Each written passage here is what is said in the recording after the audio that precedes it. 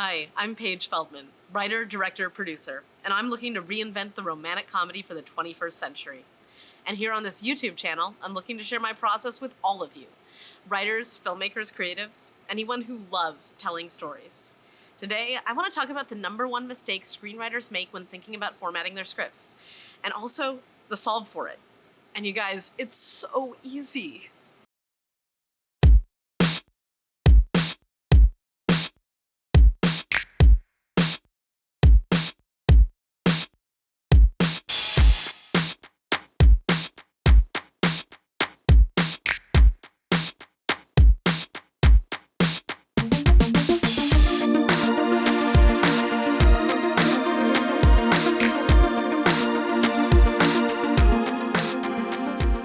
So when you heard formatting mistake, I'm sure a lot of you thought about things like the difference between VO and OS, voiceover and off-screen, or the overuse of parentheticals in dialogue, or maybe using descriptors other than day or night in your slug lines, or my favorite screenwriting Twitter debate, whether or not to bold your slug lines.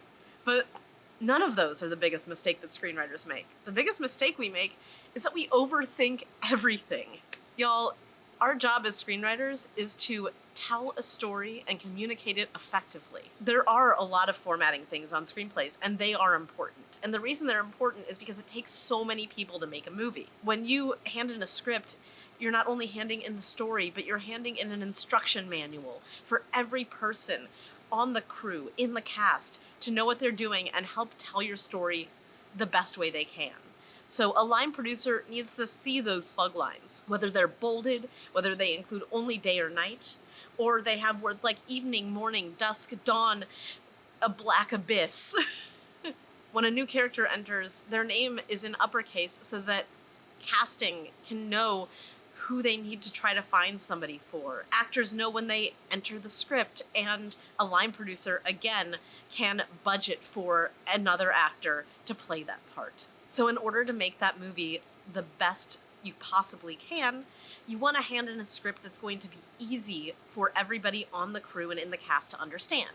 So there are certain conventions that you follow. There are certain things that might be a little bit trickier to learn, like continuous is a big one. You use it not to say that we're continuing the same narrative beat, but that a character is literally moving from one room to another without a cut in between, or from an inside location to an outside location without a cut in between. Interior house day to exterior house day. You might cut between those, but interior house day to exterior house continuous means that we are following the character who's moving from the inside of the house to the outside of the house without a stop in motion. Those sorts of things, and like the difference between VO, which is voiceover, where it is somebody explaining a situation outside the context of the scene, but you can hear their voice, or OS, off-screen, which is when somebody is saying something within the diegesis of the scene, within the context of the scene, and you just can't see them on camera or on screen. Those things are things that you can learn from formatting books, from Reddit, from Twitter, from reading screenplays. Those are conventions that you should know because they are widely accepted. So when I talk about overthinking, I'm not talking about these elements that have a consensus meaning, where if you hand a script in with them on it, everyone is going to have a basic understanding of what you're trying to do with the story. What I'm talking about are elements that are in more of a gray area, that there isn't a consensus on how to best format them. These are elements that I have seen people, and that I myself have gotten lost in the weeds in. It's things like, how do I format a text message? Because it's not dialogue, but it is dialogue. What about if my characters are singing? There's a character who's speaking in a foreign language, but it's supposed to be subtitled. They're speaking in a foreign language, but it's not subtitled? How do I do that?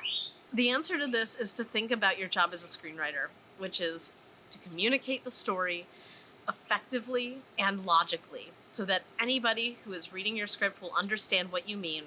So if you're not on set, they won't have to worry about trying to translate your meaning. So when you come across an element that you want to add to your script that you're not quite sure how to do, the first thing you could do after Googling it or looking through your usual suspects of formatting books or asking somebody on Reddit or Twitter. One thing you could do is think about a film or TV show that has done that before and find the script for it. You can see how they formatted text messages in the first season of House of Cards, especially because those text messages were so fundamental to the story.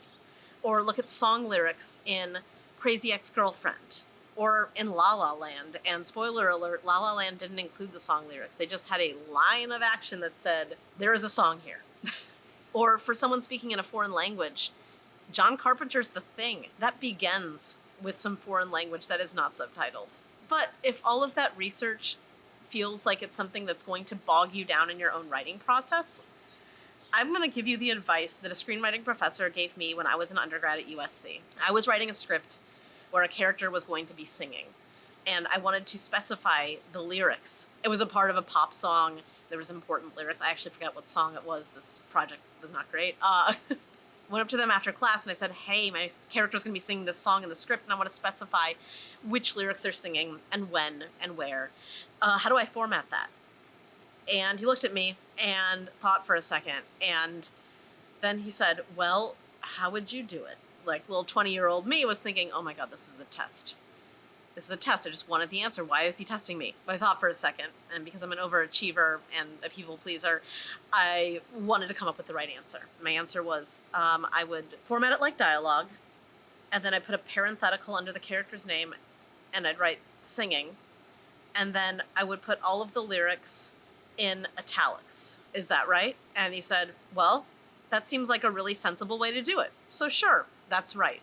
And then he walked away. I guess he had another class or a meeting, and I stood there for a second because I was so used to there being a prescriptive answer to everything, especially in a form of writing that is so structured and rigid in a way, as screenwriting is, unlike prose or poetry where it's sort of like paragraphs, line breaks, sentences, kind of. Screenwriting has more specific rules than those kinds of writing. Yet this professor, who was a professional screenwriter, was just like, yeah, that sounds good to me. Super loosey-goosey about the rules. And that's when I realized there's only one rule in screenplay formatting, and that's, does it make sense to you, and would it make sense to a member of the crew or the cast who is reading it and trying to figure out what's going on?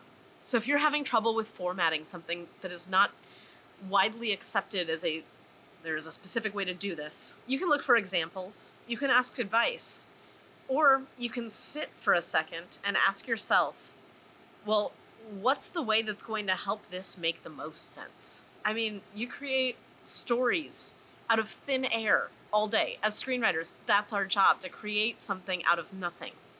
So if you can create a whole person and a whole obstacle for them and a whole story for them and a life for them even outside of the confines of your script, then you can surely figure out how to write down that they are getting a text message. So screenwriters, when confronted with a formatting dilemma, trust yourself and use those amazing brains to figure out how to do it. Because there are no real right answers, as long as what you're doing is interpreted correctly by somebody else. Happy writing, everyone, and I hope this has relieved some stress for you. And I'll see you next time on another episode of Cake Fight Presents.